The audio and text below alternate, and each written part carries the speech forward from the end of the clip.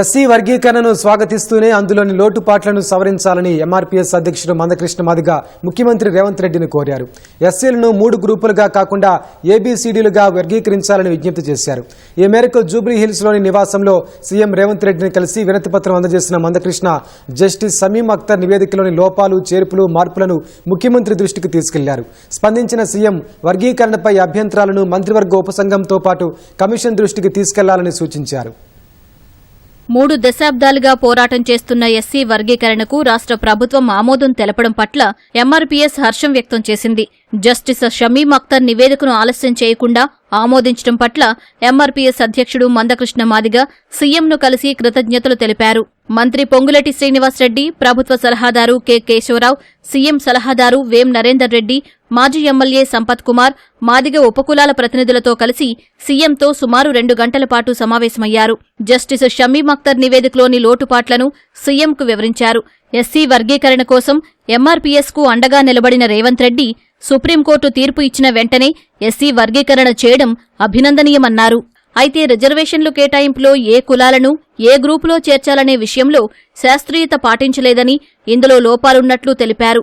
SC కులాల్లో అత్యధికంగా 62% జనాభా ఉన్న మాదిగలకు రిజర్వేషన్ శాతంలో అన్యాయం జరిగిందన్నారు. ఎస్సీ జనాభాలో 2వ స్థానంలో ఉన్న మాలలను జనాభా నిష్పత్తి కంటే ఎక్కువ శాతం రిజర్వేషన్ కేటాయించారని అభ్యంతరం వ్యక్తం చేశారు. ఉమ్మడి ఆంధ్రప్రదేశ్ తరహాలోనే ఏబీసీడీ వర్గీకరణ చేయాలని చేవెళ్ల డిక్లరేషన్లో కాంగ్రెస్ పార్టీ హామీ ఇచ్చినట్లు ఎస్సీ వర్గీకరణను 15 నుంచి 18% పెంచి వెంటనే అమలు చేయాలని మందకృష్ణ సీఎంను కోరారు.